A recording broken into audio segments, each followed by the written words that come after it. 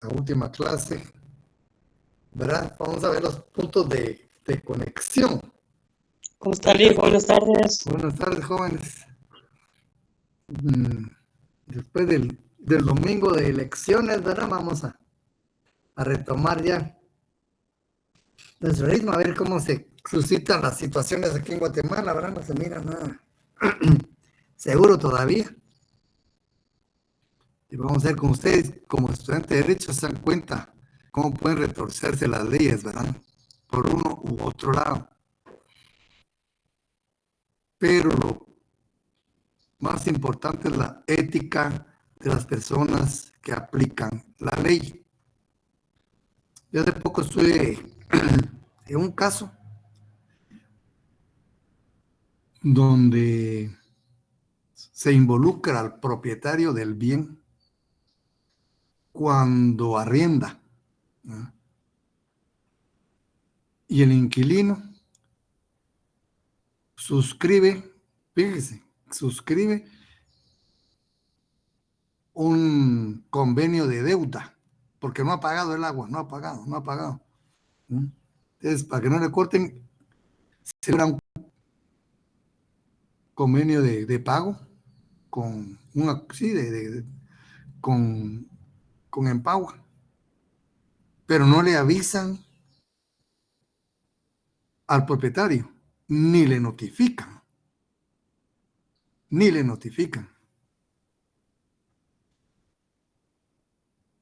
Viene el inquilino, no paga el convenio de deuda que firmó, que es título ejecutivo, ¿no? Es un título ejecutivo.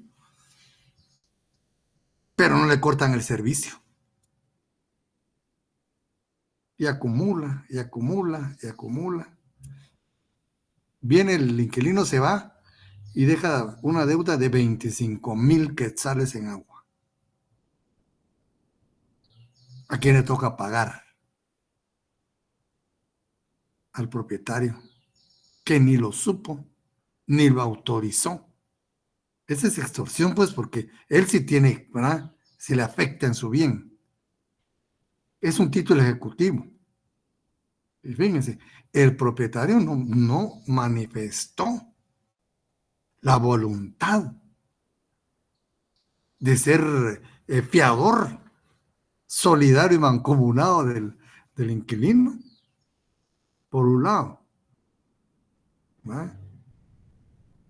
Allá no hay seguridad jurídica, pues ¿cómo usted por ser dueño va a ser deudor de algo que usted no, en un reconocimiento, de un título ejecutivo en la vía de apremio? Y nunca lo supo. Y no le cortaron el servicio a la persona. Recuerden ustedes, cuando usted tiene el servicio, al segundo mes que no pagan, le cortan el servicio. Pero ahí no. Como estaba decreciente de deuda, no se lo cortaron y la deuda sigue acumulándose. Por un lado. Por otro, es cierto que los reglamentos de Empagua dicen que el inquilino es solidariamente responsable con el inquilino, pero es una ley general. Empagua tiene otra ley especial que se refiere a los convenios de deuda, ¿verdad? Y condenan al propietario con una ley general, existiendo una ley especial. Se alegó ante Empagua, se interpusieron los recursos correspondientes, no procedió, llegó al Consejo Municipal y no procedió. Nos dirigimos a la vía ordinaria y no procedió tampoco. Estando todos los principios jurídicos, se rompió el orden constitucional, la naturaleza de los títulos ejecutivos, la seguridad y certeza jurídica, ¿verdad? La libertad del propietario, pues que nunca supo. Esa era una extorsión. Y como que acusaron de consumo, porque el otro gozó 2 años del servicio de agua y nunca pagó y nunca le cortaron el servicio. ¿Verdad? Y en los tribunales tampoco procedió, teniendo todas los argumentos jurídicos, lógicos, doctrinarios, que no convarían, pero los jueces dijeron que no era, que no era, que no era, y ahí está. Esto va a esto, ¿verdad? Con el aspecto electoral que estamos viviendo. Ahí los jueces, aunque sea ilegal la cuestión, ellos van a decir que no o que sí. ¿Y por qué ellos los dicen? Así debe ser. Aquí tenemos la ley entonces. Ni siquiera somos derecho anglosajón para estar legislando a través de los casos prácticos. Ahí la municipalidad en Pagua se puso a legislar ordinariamente. Todo se explicó y no procedió. Como están de acuerdo. Entonces uno como abogado sí se decepciona realmente, totalmente, ¿verdad? Todo lo escrito en ley, en doctrina, incluso en jurisprudencia, dijeron que no y que no. Y que ahí no aplica el abuso de autoridad. Todo eso se alegó y dijeron que no procedía y no procedía y no procedía y no procedía y no procedió. Desde Empagua hasta la corte. Hasta la corte. Se cerraron en que no y que no y que no. ¿Y quién va a convencerlos? Ya no quise seguir la vía internacional. Dijeron, mejor dejémoslo ahí, porque ¿cuántos años más nos vamos a llevar con esto? Dijeron. Esa es extorsión, pues, a última hora es un delito. Y mientras se llevó el juicio, acumulándose, ¿verdad? Dejaron 25,000 y cada mes le iban subiendo y subiendo y subiendo y subiendo. ¿Verdad? Es una cuestión, pues. Y yo hablé con unos abogados ahí, exalumnos míos, ¿sí? Exalumnos míos, con unos criterios tan arrastrados, que a palabra dice uno, ¿cómo deja uno pasar a esa gente? Yo me di cuenta, pues, que están al servicio del patrón, no de la ley, no de la justicia. Y el abogado, ¿qué es eso? No es abogado, pues puede ser cualquier cosa, un empleado, ahora que hace memoriales, pero no es abogado. Yo se lo digo porque, y me encontré con un compañero de la corte, ¿va? Igual, amigo. Incluso yo me gradué antes que él, pues, como 5 años antes que él me gradué, unos 8 años, es magistrado ahorita. Me dijo, yo le dije, mira, eso estás mal, le dije, sí, vos tenés razón, que no sé qué. Cuando resolvió, que en la misma línea, rompiendo todos los principios jurídicos, ¿no? Una vez ellos digan que no, aunque sea así, ¿no? Ellos llaman la voz cantante. Ese es un sistema colapsado de justicia, donde no prevalecen los principios jurídicos, ni doctrinarios, ni jurisprudenciales. No prevalecen. Fue tanta la desesperación que ya no quisieron seguir en la vía internacional, ¿va? Dijeron, mejor no, van a ser otros años más. Ya no. A ceder, ¿verdad? Y el inquilino, bien, gracias, se fue, gozó de su agua y no pagó ni un centavo y dejó bien comprometido al propietario, porque él sí tenía que perder, ¿no? Y en Pagua sabe que el propietario sí tiene que perder. Yo se lo digo por si ustedes arriendan un bien inmueble, tengan mucho cuidado. Y en Pagua permite que el inquilino firme convenio de pago sin avisar ni previa, ni concurrente, ni posteriormente al propietario. El propietario se da cuenta hasta cuando le cae el mazazo de la deuda. Pues ustedes están alquilando algo, tengan cuidado con esos servicios, ¿eh? Porque no hay justicia. No sé, esto es un negocio turbio. Son millones. Solo aquí en este caso se perdieron como 30,000 quetzales en agua. Y no es el único, es un montón de casos ahí. Mira que ya con 10 casos son 300,000. Con 10. Imagínense ese negocio. Por eso tribunales pues se ponen a la orden, ¿verdad? Hacer cuánto dinero correr ahí. Bien, entonces tenemos que tener cuidado con esto y ¿verdad? Con todas las situaciones que se dan en el ámbito internacional, ¿verdad? Y en el ámbito nacional, mejor dicho, de nuestras leyes. Bueno, ese tema que vamos a ver hoy es la teoría sobre los puntos de conexión. Los puntos de conexión son muy importantes. Incluso están inmersos en la propia estructura de la norma jurídica. Ustedes cuando vieron Introducción al Derecho, ¿verdad? No sé dónde lo estudiaron. Nosotros lo estudiamos con García Maínez, Máximo Pacheco, Jaime Guasp. Entonces ahí estudiamos la estructura de la norma jurídica, ¿verdad? Y el que para mí le explica mejor es el doctor García Maínez, un maestro, ustedes, ¿verdad? Que explica muy claramente, ¿verdad?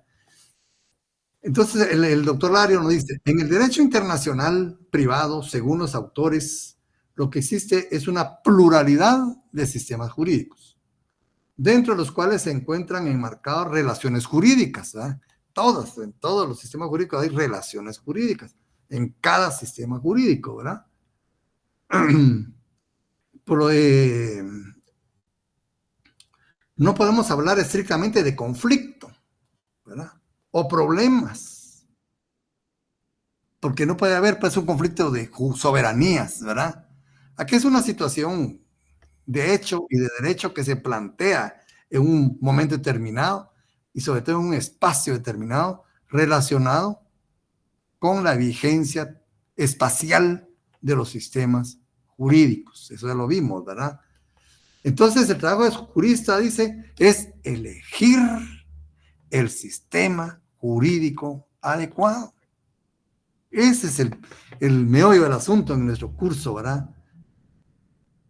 Elegir cuál vamos a aplicar, ¿verdad? Cuando elegimos, pues, ese sistema jurídico, vamos a una norma, ¿va? A un principio, a una regla. A eso se le llama norma de conflicto o norma de derecho internacional privado. Es aquella que previamente a resolver, ¿va? Tenemos que recurrir a ella. Y ella nos va a indicar hacia, ¿va? Dónde tenemos que ir. Esa es la norma de conflicto o norma de derecho internacional privado. Y dentro de la norma de conflicto está lo que se denomina el punto de conexión. Otros llaman únicamente la conexión, ¿verdad? Entonces, la misión, pues, del jurista a través del derecho internacional privado no es resolver, ¿verdad? Es la misión, ¿verdad? De la norma, de esta norma jurídica, de la norma de derecho internacional privado, no es resolver el problema, sino ¿qué nos va a hacer? Nos va a guiar, nos va a indicar, nos va a orientar, nos va a remitir al ordenamiento jurídico adecuado. En ese ordenamiento jurídico adecuado vamos a ir a localizar lo que se llama la norma material, ¿verdad? Ya no es la norma de conflictos, es una norma material, es la que va a resolver el caso en sí. Pero ven, el derecho internacional privado no resuelve, solo indica y orienta. Nos va a orientar al ordenamiento jurídico apropiado, al adecuado, dentro del cual vamos a encontrar la solución al problema jurídico planteado. Entonces, esa es la labor del jurista, ¿verdad? Elegir el ordenamiento jurídico apropiado. ¿Cómo se elige? Nos va a dar la pauta el punto de conexión. Y vamos a elegir con base a las normas, principios y reglas del derecho internacional privado.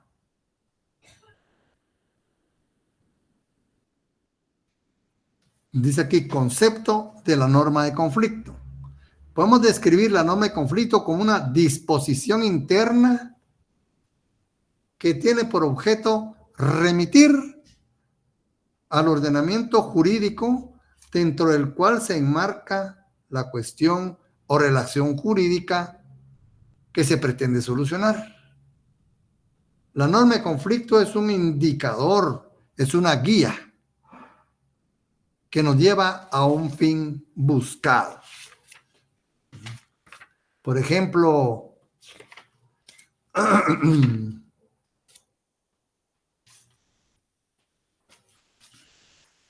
¿verdad? El estado y capacidad de las personas y las relaciones de familia, ¿verdad? Se regirán por la ley del domicilio, ¿verdad?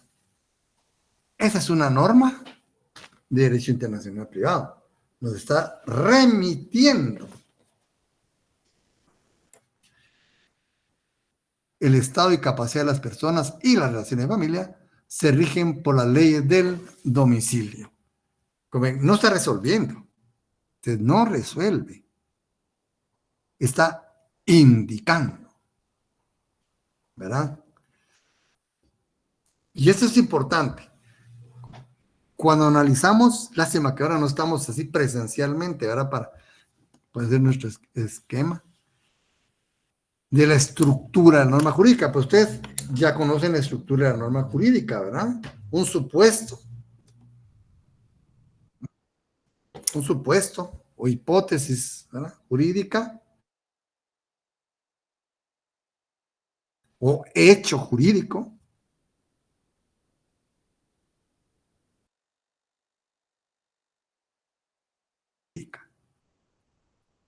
¿verdad?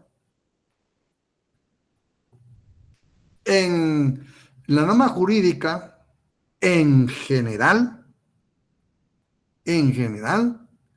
regularmente,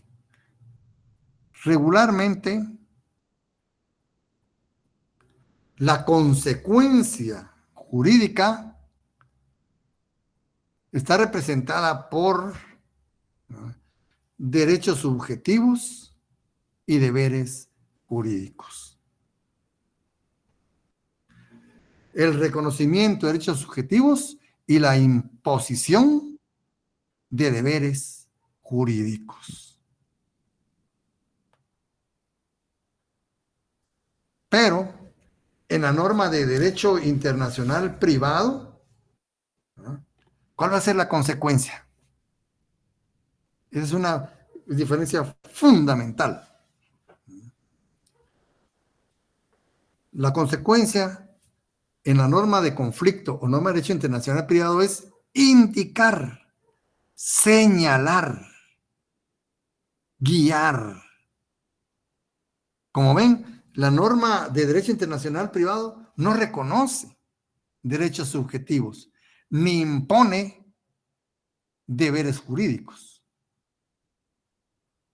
Aquí ya nos podemos meter pues muy profundo, ¿va? Pero vamos a navegar un poco superficial, ¿no?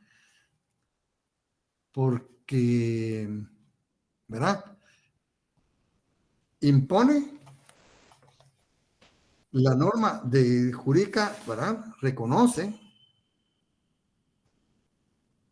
derechos subjetivos, ¿verdad? El menor tiene derecho a alimentos. Esa es una consecuencia jurídica, ¿verdad? Un derecho subjetivo. El padre, ¿verdad?, tiene obligación de... Esa es la consecuencia jurídica. Derechos subjetivos, deberes u obligaciones jurídicas. Es un juicio impero atributivo. Eso lo vieron ustedes, ¿verdad? En lógica jurídica, posiblemente en filosofía del derecho puedan ver algo. En introducción al derecho. Entonces, es imperativo,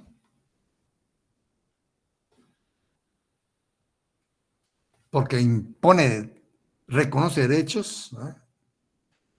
E impone deberes.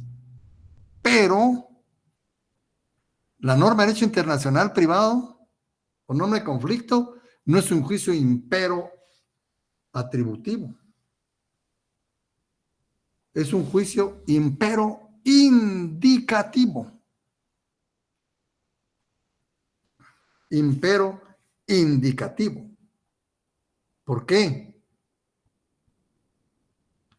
Porque es una regla técnica manifestada en una estructura normativa. Eso vamos a verlo. Eso se mira, pues, yo me estoy metiendo de profundidades, pero quiero que ustedes se imaginen, ¿verdad? Qué profundo es esto, ¿verdad? Licenciado, disculpe, dijo que es una regla técnica manifestada en qué, disculpe. En una estructura jurídica, ¿verdad? De normativa, ¿verdad? Una estructura normativa. ¿Verdad?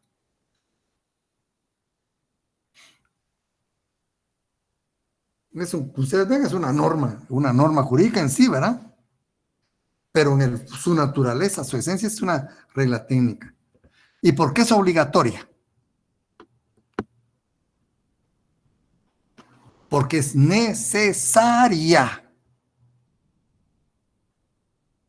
Es como que usted diga, miren, ¿cuál es la distancia más corta del punto A al punto B? Usted pregunta. ¿Qué le van a responder? La línea recta.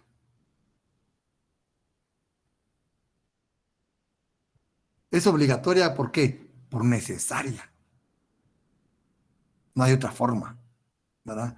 Igual se convierte en la norma de derecho internacional privado. Por ejemplo, en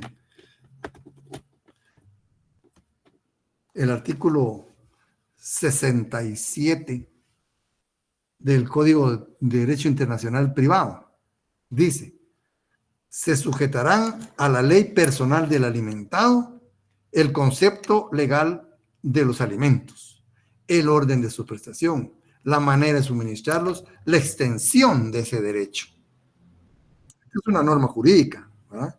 Pero como ven, no está reconociendo derechos subjetivos, ni está imponiendo deberes jurídicos.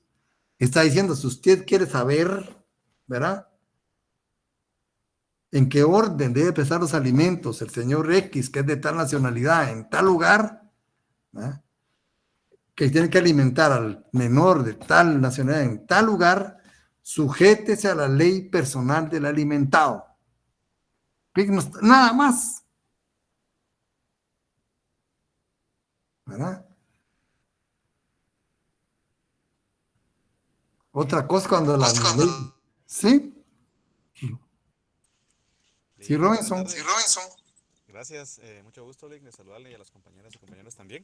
Es por ende que estoy entendiendo en cuanto a lo que usted nos está comentando cuando impero indicativa es que, digamos, indica, ¿verdad? Como dice la palabra, cómo proceder, no es imponente, ¿verdad? No, que indica cómo proceder, así es como puedo... Mire, sí se impone, podría bajarle el volumen, sí se impone, porque es la única forma de llegar a, como digo, es como que dijéramos, el camino más corto del punto A al punto B, o que le ordenen a usted, miren, usted tiene obligación de recorrer el camino más corto del punto A al punto B. ¿Cuál elige usted? La línea recta. Pero lo elige por necesaria. ¿Ah? No hay otra forma. ¿Verdad? No hay otra forma de que haya otro camino más corto que la línea recta. Igual es aquí en el derecho, ¿verdad? Nos vamos a sujetar a ella. Va a ser imperativa por necesaria. Podríamos decir, es la única forma, ¿verdad?, de resolver. Si usted quiere saber, ¿verdad?, a qué orden de prestación se sujetan los alimentos del menor, ¿verdad?, salvadoreño respecto al padre guatemalteco que viven en Honduras, ¿no? Sujétese a la ley personal del alimentado, ¿verdad? Que es necesaria. Este es un principio, ¿verdad? Que como ustedes ven cómo ha ido evolucionando, ¿verdad? Se sujeta a situaciones lógicas que la hacen valedera.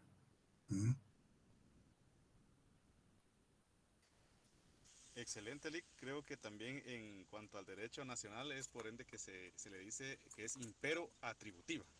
Así es. Internacional es impero indicativa. Siempre pone, como usted dice, pero indica. Excelente. Correcto. Es imperativa, pero está indicando. Excelente, Lick. Muchas gracias. Bueno, ¿verdad? Esto es importante, ¿no? Porque estos días nos está aclarando bastante, ¿verdad? La naturaleza, el derecho internacional privado. ¿Y cuál es el punto importante aquí? Una de las partes importantes es el punto de conexión, ¿verdad? Entonces tenemos lo que es el supuesto de hecho, ¿verdad? La conexión o cópula jurídica, como le llaman algunos otros, ¿verdad? En el derecho internacional privado se llama punto de conexión, ¿verdad? ¿Y qué es el punto de conexión? Dice aquí el doctor Larios. La conexión es un elemento general, conceptual, abstracto. Es el elemento que liga una situación a un determinado ordenamiento jurídico. Por ejemplo, el domicilio. El domicilio nos va a ligar, ¿verdad?, una determinada situación a un determinado ordenamiento jurídico. Es el meollo de la norma de conflicto. El punto de conexión es el enlace, ¿ya? Situación del bien. ¿Dónde está el bien? Es un punto de conexión, ¿verdad? Estado, su estado es un punto de conexión. Su capacidad, un punto de conexión. Y eso nos va a unir a un ordenamiento jurídico determinado, ¿verdad? Y eso va a determinar también, ¿verdad?, la regla material o la norma material que se va a aplicar. Ya, ¿verdad? Para resolver el conflicto. Pero como ven, el derecho internacional privado no resuelve conflictos, sí, nos ayuda, indicándonos, diciéndonos cuál es podríamos decir, el único camino que existe para llegar a, si usted quiere, ¿verdad?, determinar la capacidad de este señor, únicamente le queda recurrir a su ley personal, ¿verdad? El camino más corto, la línea recta, ¿verdad? Es como una guía, como un manual, entonces, ¿verdad, Lick? Sí, ¿verdad? Sí, nos está indicado, pues es impero indicativo, porque una vez nos dice dónde, ya que es forzoso. ¿Por qué? Porque es necesario, por su necesidad, ¿verdad? Es necesario. Entonces, el punto de conexión es el enlace entre el supuesto de hecho y la consecuencia jurídica. La consecuencia es indicar, como vimos, ¿verdad? Entonces aquí el punto de conexión sí tiene incidencia directa con la consecuencia jurídica, como ustedes ven. La ley de la situación del bien tiene una incidencia directa en la consecuencia jurídica. La capacidad tiene una incidencia directa. La forma del contrato tiene una incidencia directa en la consecuencia jurídica. Nos va a indicar cuál es el ordenamiento jurídico, ¿verdad? Si usted en la forma de los actos quiere saberlo cuál es, hay un principio que se llama locus regit actum. Ahí está, ¿verdad? Eso nos va a determinar la consecuencia jurídica. ¿Dónde se va a realizar el acto? Ahora, su cumplimiento, ¿ah? Lex loci executionis. Si usted quiere saber respecto a la situación de su cumplimiento, a la ley del lugar donde se va a cumplir. Pero como ven, no reconoce derechos subjetivos ni impone deberes jurídicos, sino ¿a quién es el que guía? Al jurista, ¿verdad? No a las partes, al jurista, para que vayan a buscar el ordenamiento jurídico adecuado para resolver ese aparente conflicto de leyes en el espacio, ¿verdad? Entonces, el punto de conexión, ¿verdad? Es el enlace entre el supuesto de hecho y la consecuencia jurídica. Es el elemento que expresa relación, fíjense, expresa una relación de las personas, de las cosas o de los actos con un ordenamiento jurídico determinado. Capacidad, ley personal. Bien, ley de la situación. Forma del contrato, lugar de su otorgamiento. ¿Se dan cuenta?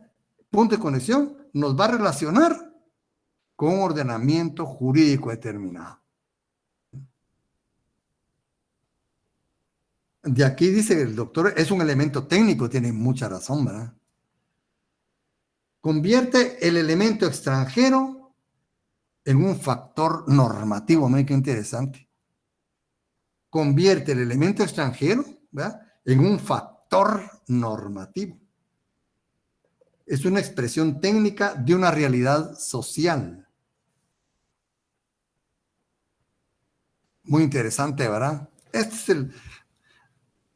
Si Dios nos lo permite, vamos a ampliar este tema, ¿verdad?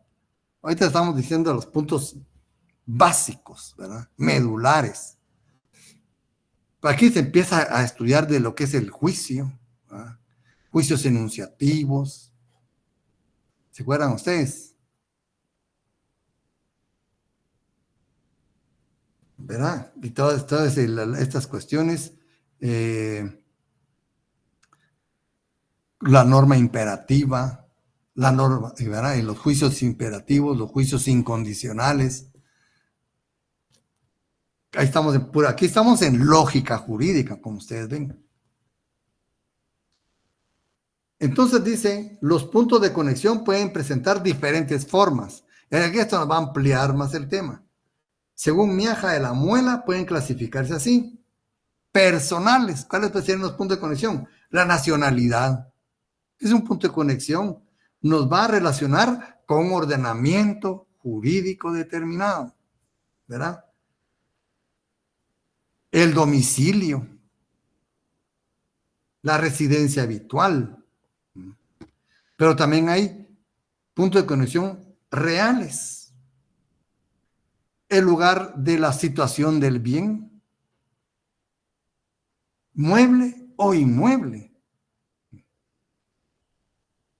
El pabellón de una nave o aeronave, etcétera, ¿verdad? Relativos a los actos, miren, relativos a las personas, reales, personales, relativos a los actos, lugar de la realización del acto, el negocio jurídico, el delito, ¿verdad?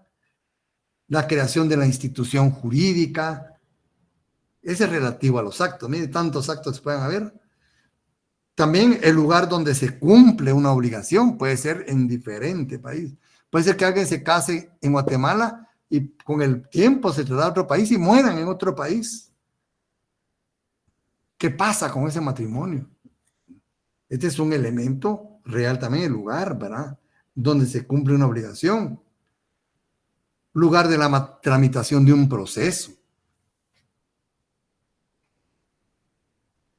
También la autonomía y la voluntad, ¿verdad?, que especifica el lugar elegido por las partes.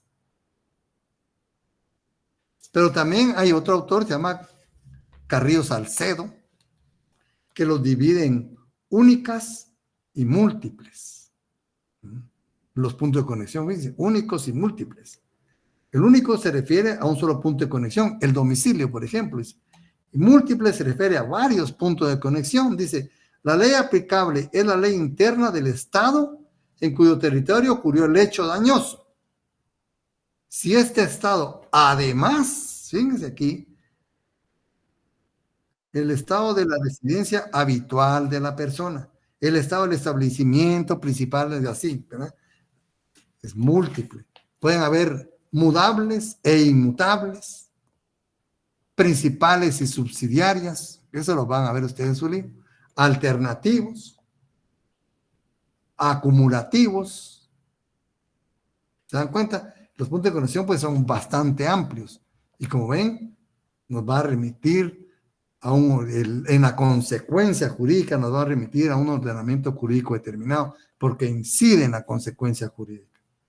La consecuencia jurídica dice, es el resultado de la operación intelectual del juzgador, ¿verdad? Del juzgador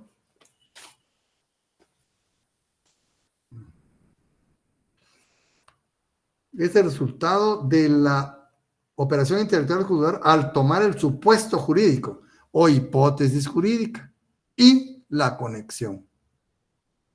En derecho internacional privado se concreta en el envío a una determinada legislación. Esa es la consecuencia jurídica, como ven, ¿verdad? Nada más. Y la aplicación concreta de esta.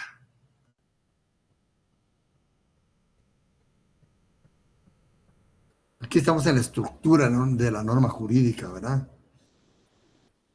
De la consecuencia jurídica, como ven, eso es lo que caracteriza a la norma de derecho internacional privado. Como dice aquí, ¿verdad? Se sujetará a la ley personal del alimentado el concepto legal de los alimentos. Aquí no está reconociendo derechos subjetivos, ni está imponiendo obligaciones jurídicas. Incluso acuérdense que una de las fuentes de las obligaciones en nuestro sistema jurídico, ¿cuál es? El derecho, la ley. ¿Y cuáles otras fuentes de obligaciones hay? El contrato, los actos lícitos sin convenio, los hechos y actos ilícitos.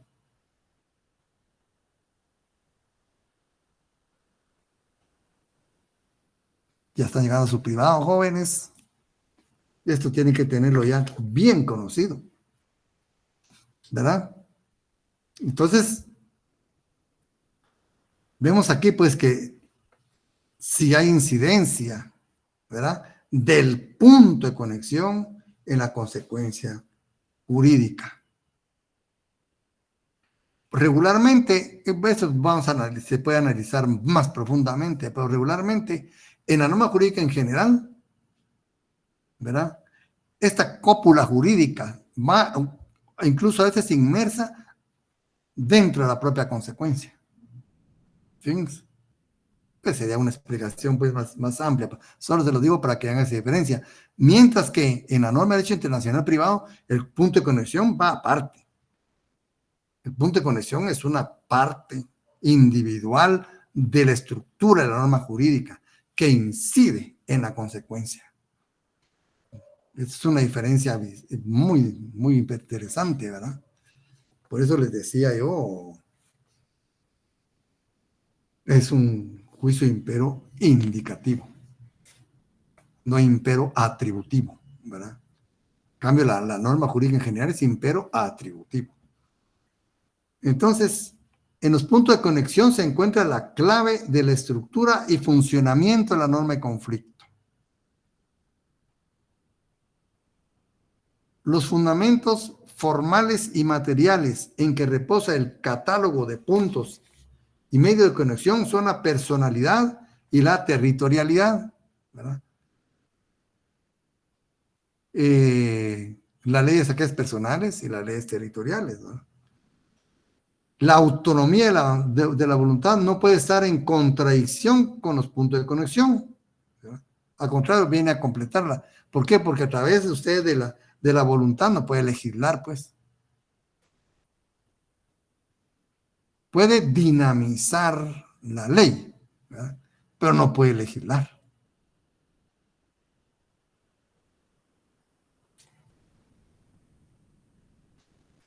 Ven qué interesante. Aquí se necesitan muchas bases, ¿verdad?, de lógica jurídica. Pero queda claro, ¿verdad? Supuesto, punto de conexión y consecuencia jurídica, ¿verdad? El supuesto, pues, y pasa al punto de conexión, y el punto de conexión va a determinar la consecuencia jurídica. La consecuencia jurídica nos va a remitir a un ordenamiento jurídico determinado. Por tanto, nos va a guiar, nos va a orientar.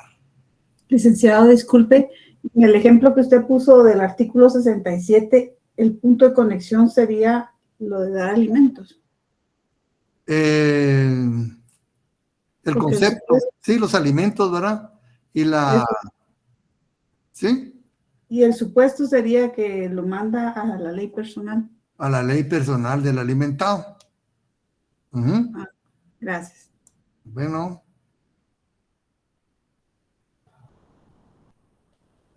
El orden de los alimentos y todo, la ley personal del alimentado, ¿verdad? Que, por ejemplo, que nos trasladen aquí a Guatemala, ¿verdad? Estaremos ya diciendo cuál es el orden.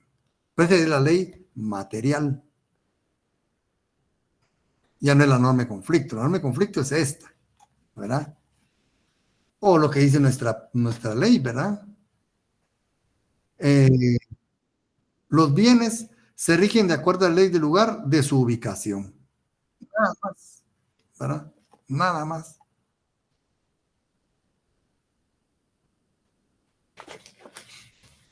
Y el estatuto personal, que es un punto de conexión, ¿verdad? El estatuto personal es un punto de conexión. Y como en el domicilio es un punto de conexión, la nacionalidad es un punto de conexión, la ubicación del bien es un punto de conexión, ¿verdad?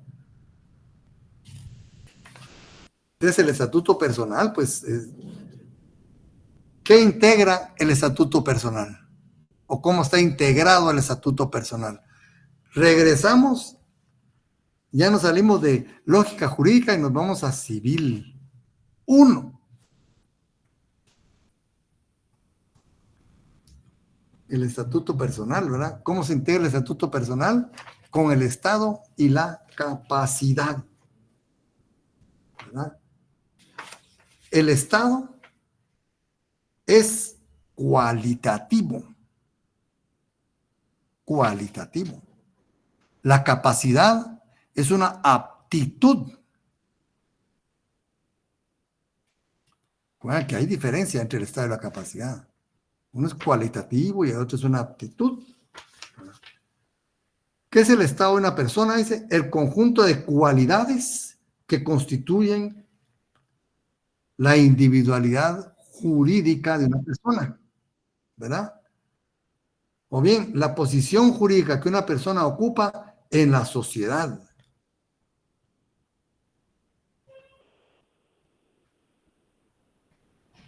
¿Verdad? Ahora, ¿por qué es importante el estado de la persona?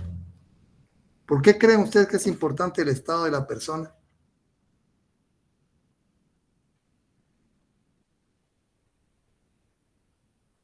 En el caso que alguien se va a casar, si es soltero o no, bueno. Correcto. ¿Pero por qué es importante en el ámbito internacional privado? Buenas tardes, licenciado. Buenas tardes. Podría ser para ver si él es capaz de tener ciertos actos jurídicos, ¿verdad? Para ver si está en esos derechos. Sí, eso sería una consecuencia, ¿va? del estado de la capacidad de las personas. Sí, Evelyn. Evelyn. Porque le pone obligaciones y derechos a las personas. Por ahí vamos. Ajá. Esa es la importancia del estado de la capacidad. El cúmulo de derechos y obligaciones que representa. ¿Y qué puede representar el estado de una persona? Derechos y obligaciones. usted no tiene las mismas obligaciones como hijo, ¿verdad? Tiene un cúmulo de obligaciones y derechos como hijo. Y los puede reclamar. Y le pueden exigir a usted en calidad de hijo. Pero también otra. ¿Sí? Porque él los consigue a 10 en la galera. No le escucho bien, Blanca. ¿Sí? Voy a repetir. A 10 el blister es lo que yo te enseñé. Tía, ¿a 10 el blister o a 10 cada pastilla? No, a 10 el blister. A 10 el blister. Se le activó el Apague su micrófono. micrófono. Y de hecho, cuando Com- compañera Blanca, no, se las consiguen a... Bueno, al menos supimos que está a 10 el blister. bueno, entonces, nosotros tenemos muchas facetas. Ustedes, hija o hijo, ¿verdad? Padre o madre, esposo, primo, cuñados. Y cada una de esas características tiene su propio cúmulo de derechos y obligaciones. No sé si se han dado cuenta ustedes. Yo diría es la explicación de la Santa Trinidad, ¿verdad? Es que tiene su explicación lógica y hasta uno hasta aquí lo viene a entender, que uno tiene muchas facetas en una sola persona. Usted es hijo y es padre también, y es hermana, es hermano, es cuñado, ¿verdad? Y como es cada una de esas facetas tiene sus propios cúmulos de derechos y obligaciones. Usted no le puede exigir los mismos derechos a su señor padre que a sus hijos. Jamás. Y sus hijos y sus papás posiblemente no puedan agregar los mismos derechos a usted. Son facetas diferentes. Mucho más con los cuñados, con los esposos. Por eso es importante el estado de las personas, ¿verdad? Porque es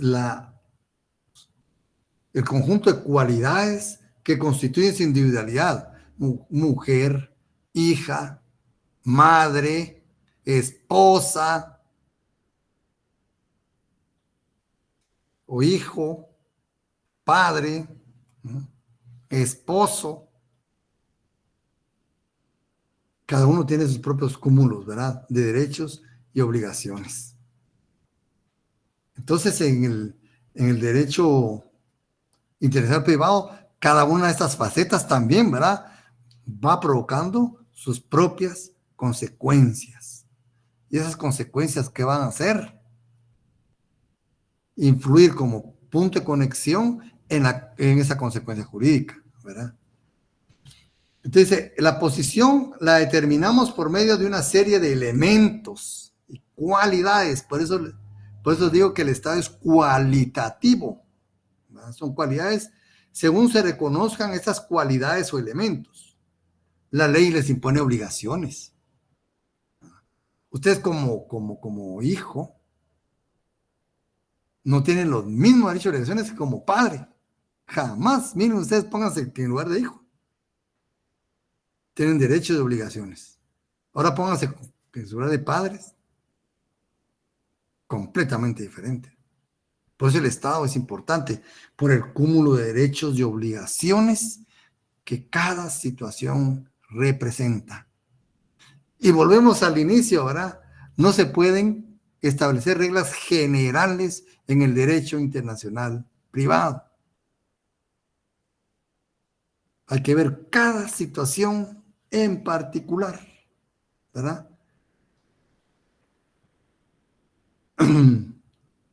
Entonces dice, le impone obligaciones y le otorga derechos, o ambos a la vez, según cada situación. No en términos generales, cada situación en particular le va a proporcionar a usted. Por ejemplo, en su sentido más amplio, dice, el estado del padre, de hijo, soltero, casado, hijo legítimo, que en otros lugares, ¿verdad? fuera del matrimonio, adoptado, etcétera. En cada caso, la ley dará derechos e impondrá obligaciones diferentes en cada caso, en particular. Algunas veces y algunas veces no. Todo depende de cada situación y cada sistema jurídico.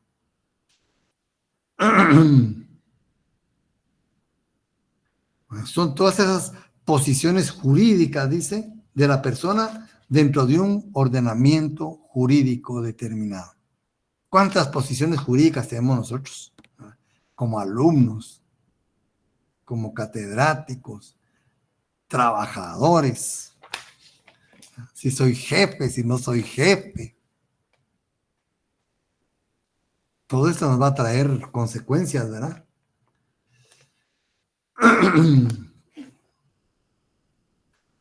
Bueno, dice, aquí lo tomamos en sentido más restringido al conjunto de relaciones jurídicas de la persona. Fíjense, conjunto de relaciones jurídicas de la persona dentro del ordenamiento jurídico privado.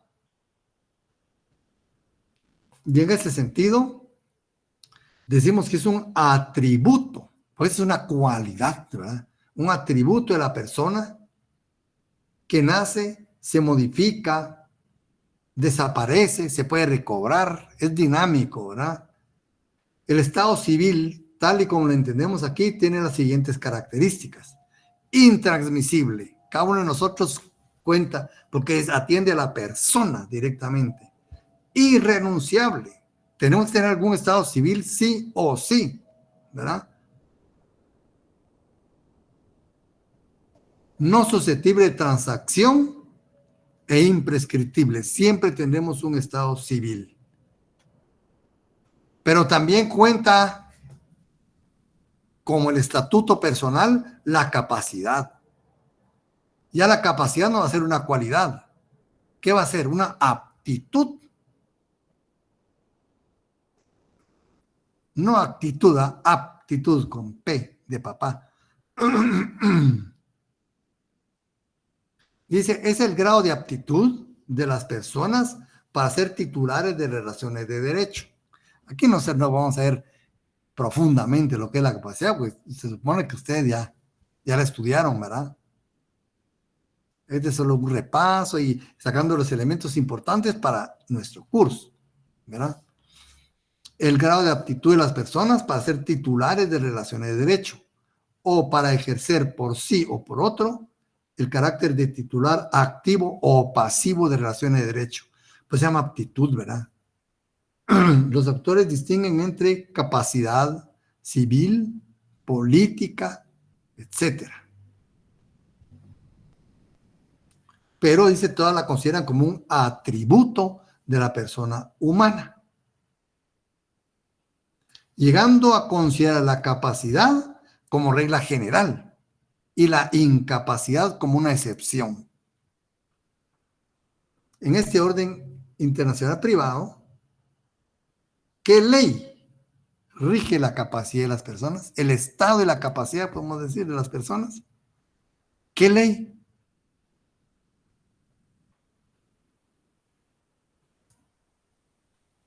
¿Qué ley creen ustedes? Código Civil. Código Civil, decreto A ver. 130. La ley personal, licenciado. Muy bien, la ley personal. Estamos en derecho internacional privado. ¿Qué ley determina el estado y la capacidad de las personas? La ley personal. Leamos, ¿verdad? Que dice el Código de Derecho Internacional Privado. Artículo 27. La capacidad de las personas, capacidad, fíjense, individual, se rige por su ley personal. Que estamos viendo, ¿verdad? Salvo, etcétera, ¿verdad? Pero nuestra ley del orden judicial lo amplía aún más y dice, el estado y la capacidad, estado y capacidad de las personas y las relaciones de familia. se rigen por la ley de su domicilio. Mira, ¿qué nos decía el Código de Derecho Internacional Privado? Por su ley personal. ¿Y qué es ley personal? Nos vamos al artículo 7 del Código de Derecho Internacional Privado. Dice, cada Estado contratante aplicará como ley personal, ¿verdad?, para el estado de la capacidad, ¿verdad?, el domicilio o la nacionalidad. Aquí vamos aclarando más estos términos, ¿verdad? Estos preceptos, ¿verdad? Entonces, la ley personal puede ser el domicilio o la nacionalidad. Guatemala, ¿qué escuela sigue? Según el artículo 24 de la Ley de Orden Judicial, la teoría del domicilio. Entonces, la capacidad se va a regir por el domicilio. En Europa dicen la capacidad se rige por la nacionalidad. Bien, son dos escuelas diferentes.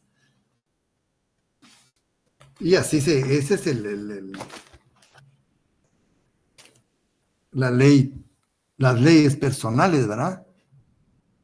La ley nacional, la nacionalidad o del domicilio. Dice, en todas las épocas se ha reconocido la necesidad y conveniencia que el Estado y la capacidad de las personas se rija por una sola ley, las dos, ¿verdad? Tanto el Estado y la capacidad, no es decir, la capacidad por el domicilio, la nacionalidad por la, ¿verdad? Y la capacidad por la nacionalidad, no se puede. Tienen que ir las dos juntas porque son dos partes de una misma institución jurídica, el Estado, ¿verdad? Y capacidad de las personas. El estatuto personal, ¿verdad? Siendo el Estado de la capacidad atributos personales, es que esto es lo importante. Estos deberán regirse por la ley personal, su propio nombre lo dice, ¿verdad? Son atributos personales, siguen por la ley personal. ¿Y cuál es la ley personal? Puede ser la nacionalidad o el domicilio. Y aquí el doctor Larios después nos señala los argumentos a favor de cada una de ellas. Y se concluye diciendo pues que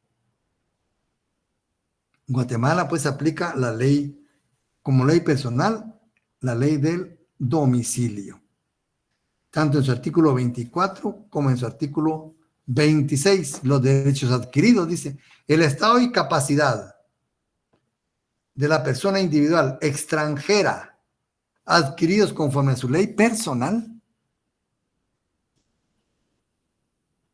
el estatuto personal, hay dos artículos, 24 y 26, serán reconocidos en Guatemala si no se oponen al orden público.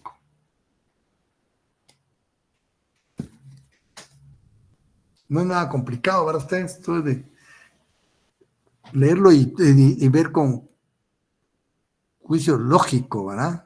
Todas las posiciones que se nos ponen enfrente. Ya ven, así es como el derecho internacional privado va resolviendo las cuestiones. Ven, al principio se mira muy complicado y conforme vamos adentrando vamos viendo cómo atiende cada una de estas cuestiones. Bueno, como es la última clase, ¿verdad? Creo que vamos a terminar acá para que ustedes ya descansen. Y les repito, pues el examen Derecho Internacional Privado, primer examen, va a incluir estos temas que hemos visto hasta hoy, ¿verdad? Van a venir 15 preguntas, 2 puntos cada uno, una serie de falso o verdadero y la otra serie de subrayar. Vamos a darle una hora de tiempo para que puedan, más que suficiente, ¿verdad? Demasiado. Pero tal vez algunos se atrasan y tal vez les da tiempo pues de ir a examinarse. Porque a veces uno cuando más quiere salir temprano es cuando algo sucede y lo atrasan a uno, ¿verdad? Entonces yo por eso es que pongo la hora, no para que ustedes contesten el examen, sino para darle tiempo a algunos que se atrasen a que todavía puedan examinarse. Entonces va a ser el día. ¿Sí, Eric? Buenas noches, Lick. Sería de 8 a 9, entonces, Lick. De 8, a partir de las 20 horas. ¿Sí? Muy amable, Lick, gracias. Sí, es así, ustedes se relajan y no van a estar muy presionados, ¿verdad? Muchas gracias, Lick. Muy bien, joven, entonces, primero Dios, mañana nos estamos viendo, ¿eh? Gracias, Feliz noche, Lick. Feliz noche. Se cuida. Feliz noche. Feliz día, feliz noche. Buenas noches.